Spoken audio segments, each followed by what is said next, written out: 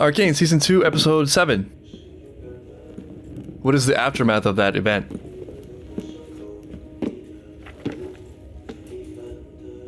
But first, I guess we'll do a tranquil scene to keep us in suspense. Oh, is it Ekko? Finally, the hero has returned. You're beyond help. What? Relax, Jumpy. I've got a new idea. Oh, we've entered the multiverse. This one looks alright. So far. Something wrong? Otherworld Ekko? What's gotten into him? Oh no, we can stay a little longer, maybe? Oh, but okay, alright. Yeah, it was too good to be true. It looked like the Hex stuff was going to be helpful. Victor was curing people. There actually was a stable? There was a society of people with food and basic hygiene. They weren't swimming in sewage for once. And there was a purpose, but we kind of brushed aside all the warnings. And Jayce obviously saw something that he didn't like very much. Something he's so afraid of, he killed his own friend. I think jury's still not out. I think we can still use the technology. We might be kept in suspense about the aftermath of that last episode for the whole episode until next episode. Wow. What happened differently? I wonder who is the main person at fault. Probably Vi. I'm not talking to myself over here. What is up with you? This is normal powder. There's still plenty of time before the competition. Okay, we'll work out the kinks. Oh, I was already worried about the dimension stuff. Now I'm worried about the competition. That's a lot of pressure, whatever this competition is. My liege. No way. Hey, little man. Trouble in paradise? Just the usual project woes. What are the costs, though? There's got to be something bad happen. Everyone can't still be alive. I haven't seen Vi yet. We've tried cultivating the soil, infusing the water. Whoa! There's no luck. I'll be right back. Oh, no. Go. Save him from himself. Where would you be without her? That's a crazy question. Maybe this is the risk in itself. You know, multiverses.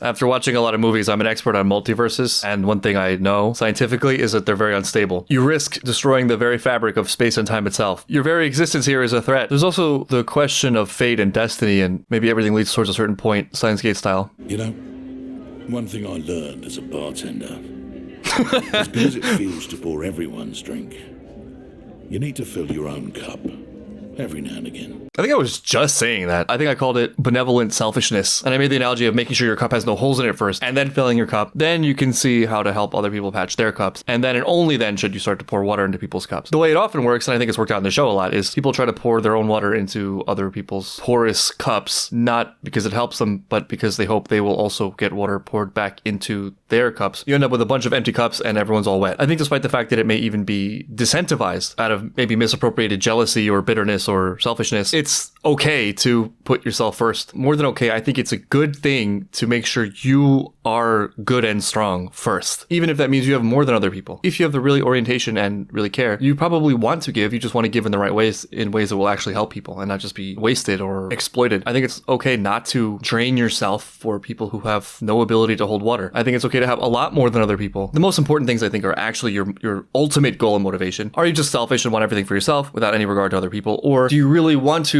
be good and give to people in a good way, but recognize that the better and stronger you are, the more that you have to give and the more productively you can allocate what you have? I think there's a massive but very common mistake in the idea that everything is a zero-sum game. That if I have more than other people, it's because I either exploited them or took from them. And if there's no evil present, there is nothing evil in itself about having abundance. I think it's super important to focus on the evil and the good as opposed to the relative state that someone has. Let me guess. You think I'm holding myself back? I think you're too smart to spend your life in a bar. Stop pouring all your water into other people's leaky cups. She is very smart. In this universe, Heimdinger is in a rock band. We were in the wrong universe the whole time. This is universe Alpha. One can't go shouting from the rooftops about being thrust into parallel dimensions without awkward consequences. He would know, wouldn't he? The anomaly which dislodged us from our proverbial reality. Oh, he just adjusted. It's that Heimdinger. That makes sense. Why would he be here otherwise? How long have you been here? 1,128 days, 6 hours, and 20 minutes. He got here first. So you've just been waiting for me all this time? Precisely. Or rather, How did he know he would arrive at this moment? I grew skeptical you'd arrive, even Yeah, though he could have waited his whole my lifetime. unusually Well, long life- which is like, yeah, 4,000 What years. about Jayce? Is he here? No. Jayce is, we don't know where Jayce is. Jayce is on a journey right now. Without a creation so prodigious as the Hex Gates. No anomaly. No, it isn't all bad. It looks pretty good, actually. This place will grow on you, you'll see. Yeah, but there's a denial of destiny there as well. I have people back home who need me. Narratively. We don't belong here. And yet, we can't leave. This is a really interesting idea and a really tough trade-off that this brings up. You never want to wish for tragedy. You never want to wish for difficulty. Anything going well in life is such an amazing blessing. Any moment of happiness is a gift. That's largely one of the goals of life, or it's what you hope your experience is through life as you pursue what probably is a more important goal. But I think we all sort of know intuitively that happiness is not really the highest one. It's sort of a later residual feedback mechanism of the quest towards whatever that more important thing is. And I don't think we have the language and routine use that can perfectly articulate it, but it's something like you rising to your greatest natural potential, which can take a lot of different forms. The final product you produce as the height of your greatest potential could be a range of different things, but nevertheless, it's you pushing out the edges of yourself to their maximal point or near maximal point within the confines or natural railways of what you are, without which there would just be total chaos and there's no actual way to advance in any direction whatsoever. But that pathway to that maximal realization probably has to happen through the molding and forging of your will and spirit, and will likely require some sort of contribution to the world or to others, and it's likely extremely difficult and it's very painful, and you need to learn through the harsh tutelage of experience and reality, and that will likely require a great deal of pain. If you're lucky, that pain is just effort, but nevertheless pain, and will be catalyzed by there being a problem to solve. So there's sort of a paradox there, because everybody wants to be happy, nobody wants pain, nobody wants struggle, and yet those are probably the keys to your destiny. Those are probably the keys to the things you need that actually will give you that thing that is greater than happiness, and also happiness as a byproduct. So it's hard for me in good faith to say I would wish for an existence where everything went well, or where I had everything I wanted. At first glance, it seems like there's so much more importance for Ekko in the place from which he came than this one where things are relatively stable, and his unique gifts maybe aren't as necessary here. He would just pass his time idly, like Powder right now, in a bar hanging out, which would be great, and that's a gift, and it's special, and it's not something to take for granted or take lightly. But it isn't like the heroic Ekko that we can see. I'm gonna find a way back with or without you. I was gonna go see Vi. No, she's alive. Is she okay? I feel like something bad happened to Vi. What world did Jayce go to? It wasn't this one. Everyone throwing up. Ekko and Heimdallr went to heaven and Jayce went to hell. But like, neither of them are ideal, if you know what I mean? It's tough to say. Is anyone out there? This is the world where Silco won. Or maybe it's the one where like Jayce won and got everything he wanted from the beginning. Wait! You forgot your big hammer. That's a cool image. It can't be.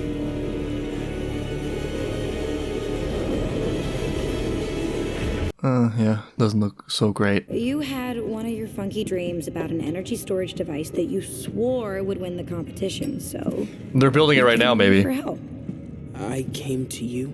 He's already built You're it. gonna figure it out yourself. We could create the anomaly. You don't have some alternative purpose for it? You're the big idea guy.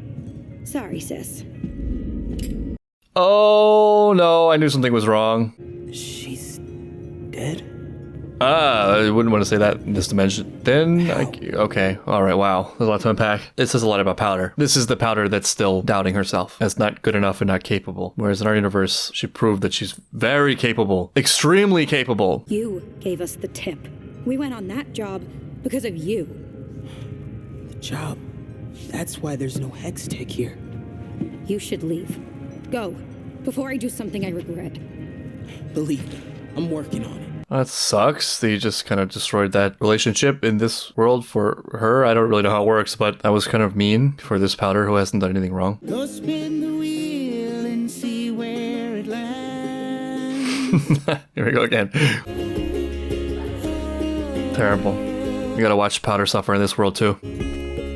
Oh, it's Heimdallr singing. Wow. They crossed into an extra level of breaking the fourth wall. What happened differently here?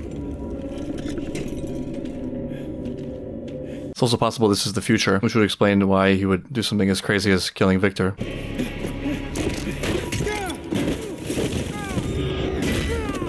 Did he just hit himself with his own big hammer? Make sure he... Okay. And one of these interdimensional journeys is easier than the other. That's the theory. Inconceivable. Pish posh. I need a professor. Better yet, a partner. Oh, blast nozzles. Blast nozzles is a good one. A brilliant lad in need. Poor Heimdinger. Heimdinger, like, I don't know. I love him so much. Amazingly, given my criticism of him in the beginning of the show, I think his viewpoint is most closely aligned with mine, where you sort of can't say no. It's going to happen. You want to follow the leads, but it's good to have the concern. It's similar to that idea of how the best king wouldn't want to be king because they would understand what it really means and how terrible it can be and how dangerous it is, and how difficult it is, how unrewarding it would be to do it right, how easy it will be to be misunderstood, etc., etc. It's also just in his soul.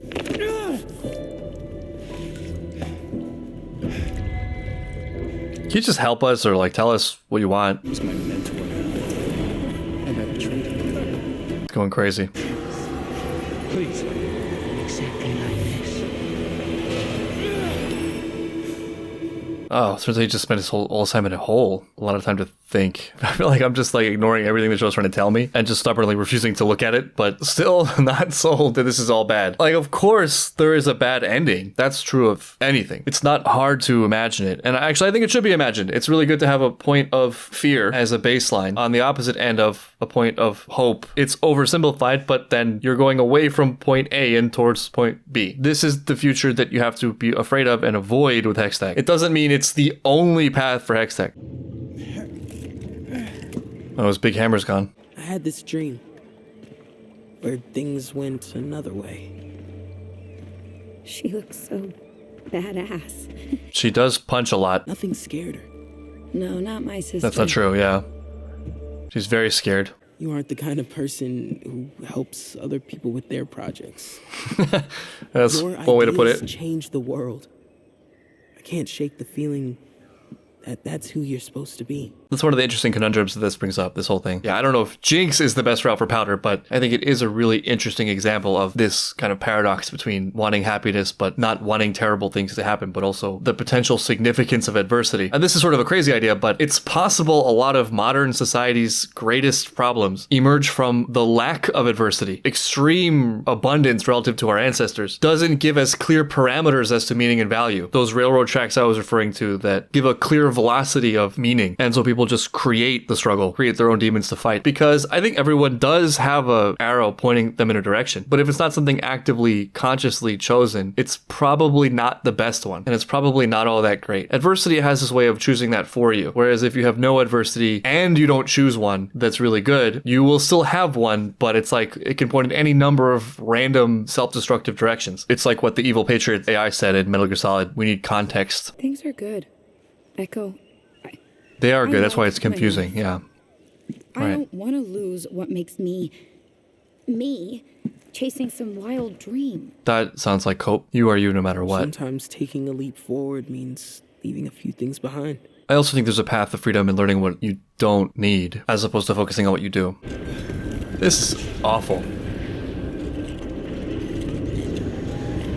What is this all for? Who does this serve?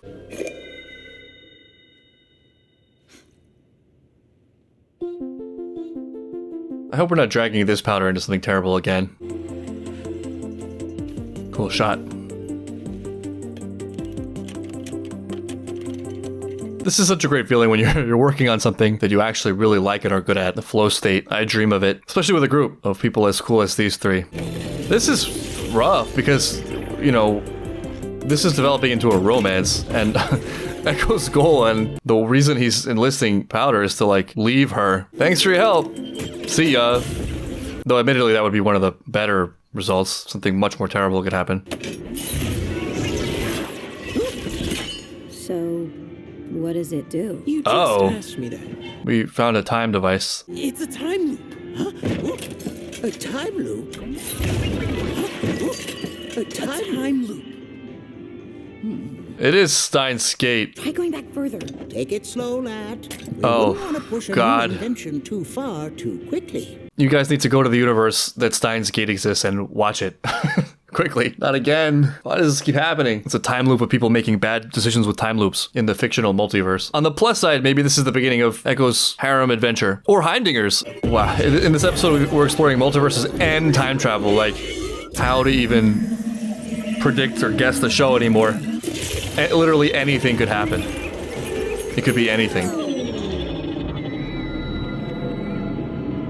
The one thing you could maybe predict is pain. There is a weird argument to be made, though, that all things do converge in a single point. If we have anything like a hierarchy of good and bad that can be remotely tangible to the characters, and you have all the tools of time and space at your disposal, it probably either ends with complete annihilation of everything, or some perfect point, which, like, for all we know, is exactly what happened that formed our existence. You figure that just axiomatically, everything is subject to the same forces of evolution that life is. Life that cannot sustain itself disappears from existence. What's to say the same isn't true of, like, systems of a universe or physics? I'm just imagining they go back to say Vi, and then like that creates the universe that we came from, which might then nudge it back into a very similar timeline we've already seen. The multiverse question is very difficult. It's hard to imagine what the procedure is. How do you aim for the best if there are multiple versions? Though my gut instinct is to say it actually might not be that different. The more I think about it, the more I think, because there are so many unknowns, the thing you can trust in the best is a process. And as a human, that process might be the same no matter how many universes there are, which is like you do the best you can where you are based on who you are, and you scale your reach to your ability, starting with like your immediate environment in your universe. And if you move universes, like if you move a country, you do the very best you can in your new universe or country. And if you're so great at mastering your own universe, or your skill set is just way more specialized to deal with things at a higher level of a problem, you focus on what helps the multiverses, with the goal probably still being very similar of valuing life and growing potential.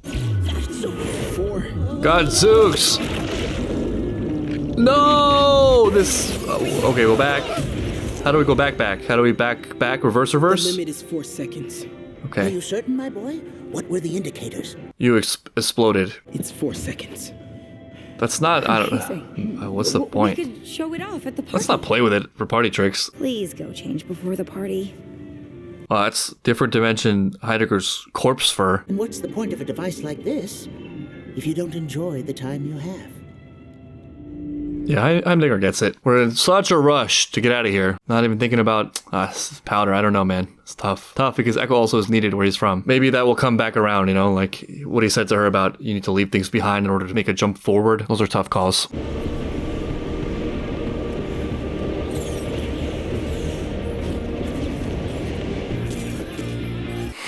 Poor Jayce, man. He could have gotten this. Instead he got cavern and lizard meat and burnt corpses and loneliness, the worst of all. Nervous kid?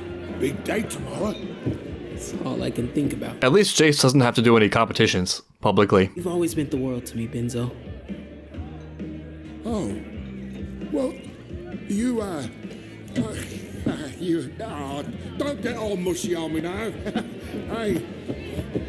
How do you not break down in hysterical tears Big man misty, are you? at this These damned allergies. terrible day for allergies? Can't remember the last time I saw her so alive. She's got purpose and she's I useful. have the feeling And she's got you'll be running Ekko. this place soon. So, there's a Oh, chance for us yet. okay. Try to reserve judgment here. Man, there was hope for Silco too. I guess he got the letter. It's weird. That's weird seeing her like this. Yeah, she's gonna be dressed up.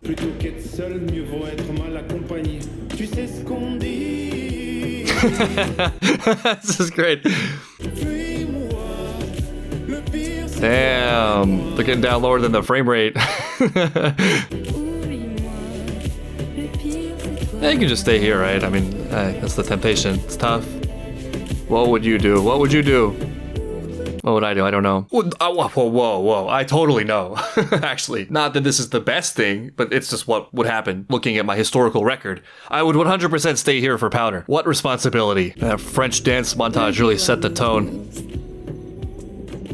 I was just following your lead. He's got lines. You should see his rap video. I used to dream the Undercity could be like this. But somewhere, I got consumed by all the ways it wasn't. I gave up on it. That makes sense. Gave up on you. I've never seen you give up on anything. I mean, yeah, I think he's selling himself a little bit short there. It's understandable what he went through. Sometimes taking a leap forward means leaving a few things behind. Oh, right, I got you. She's got lines too, which are his lines, but still. Sorry. No, it's fine. Oh, this is heartbreaking. Oh, this is breaking me. She looks so happy and free and innocent and nice and talented and bright and not angry and not crazy and no voices. She's having a good time as a young girl, enjoying a moment of romance with a great guy who's just not from this world. This is better than a harem, somehow. Didn't know that was possible until right now. All my beliefs were a lie. And then there's Jayce. No French dances for Jayce this time. Everything involving this hex stuff is so beautifully designed. I love it.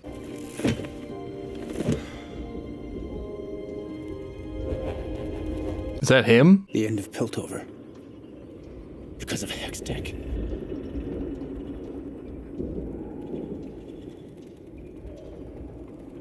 Why did you ever give me this? Why? Wait. Is this the thing from his experience with his mom when he was really young? Okay, yeah, it is. He saved his mom and gave him this thing, which introduced to the world. Now that we have multiple dimensions and time travel, it's very possible that this is Jayce. I can't say definitively that's true, but there's a lot of evidence there, and it would fit nicely with some of the themes. It would fit with what Ekko was saying about leaving things behind to take a big step forward. Another way to put that, or a related idea, is it's not always clear that the current struggles mean the outcome will be bad. The current struggles are the worst thing. We don't know the total outcome of all this yet. Even though it's hard to live in this point of permanent abstraction, one added element to the total conception of life is the most zoomed out one, in which no given moment contains the final assessment. Jayce may come out through all of this, and this negative experience, these terrible things he's foreseen, can inform something great. It's possible that this figure knows more of the total path, is more zoomed out than him, and recognizes that all of this is a preliminary stage of it, as it often is in life. It doesn't have to go this way, right? Also, he was carrying a stick like that when he was limping. Maybe some small foreshadowing there. He gave up the hammer for the stick. It's possible all three figures here are Jayce. Oh, I do wish I could apologize to Miss Powder for co-opting her space like this. Among other things. This is crazy. It's the Sword of the Stone. You take your own hammer back, I guess? Or take something back. You get the weapon from the future apocalyptic wasteland. I must say that since I've met you, lad, I've truly lived. What? You're not coming? This was his plan in the beginning.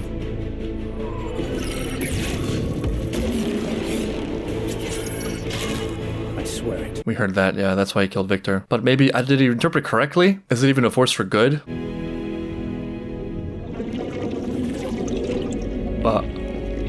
Bye. Powder? I don't want this one. I want the other one. Weird aftermath of that. Oh no.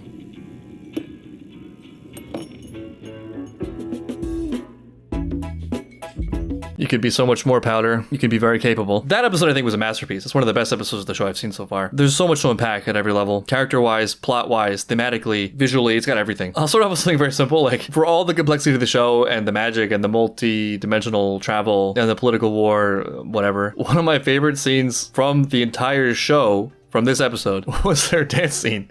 Because it was so poignantly beautiful and painful that we get this moment of Ekko, who I love, and Powder, who I love, having this like cute, very believable moment of romance where they're just kind of having fun on the dance floor, and then the French just really send it all the way. You know, just kind of like awkward teenagers. It's the nice life that they could have had. I think the end result of Ekko leaving was pretty obvious given all the things they were talking about that Ekko himself said. There's a big theme of sacrifice throughout the whole episode, but that's the thing, it's not always clear where you are on that timeline between difficulty and struggle and tragedy and realization. It's not clear that things going perfectly and well and everything being peaceful is the best thing for you, while also simultaneously being true that you don't want anything terrible to happen. I think the best possible thing is when that kind of pain and struggle comes from things that are non-devastating, non-damaging, non-tragic. So just personal effort, the pain of letting go of personal demons and pet beliefs that have kept you safe, fighting, struggling to find the right target, and then fighting to break down the walls in your path to that target, as opposed to like, you know, blowing up all your friends. Though I think maybe it's a different assessment in hindsight. It's one way of looking at tragedy. Tragedy is tragedy, right? And in our world, the timeline is unchangeable as far as we know. So the tragedy itself was not good, but it is a part of who you are now. And you do get to choose what you do with it. And if you experience tragedy and you use that tragedy to become a better person and to do good things that you might not have done otherwise, then that's something to be proud of. It's something to cherish, as weird and counterintuitive as that is. I think you can separate the ideas that tragedy, harm, bad things happening is just bad. And then what you do with the things you're given can can be good, whatever those things were. There's an unspoken question here of what makes you you. Powder saying, I don't want to become something that's not me. That's tough because are you just the snapshot of your current state? To me, that feels like somewhat of a limited perspective, maybe purposefully limiting because it's safe. It doesn't require you to break any walls on that path. If you define good as me exactly as I am, then I don't have to change because I'm already perfect. The higher you maybe being something like, given your natural attributes and things that are uncontrollable, your will, your choices, and your use of the things you have. On that note, and related to what I was saying about people will create an ethos and an orientation and something to focus on if they don't have a clear one, and also the idea that maybe that actually is the source of a lot of conflict of modern society. One of the common ideas that I grew up with that I think actually ended up being counterproductive was that I'm already great, that I'm already the best and special, that value is a born attribute like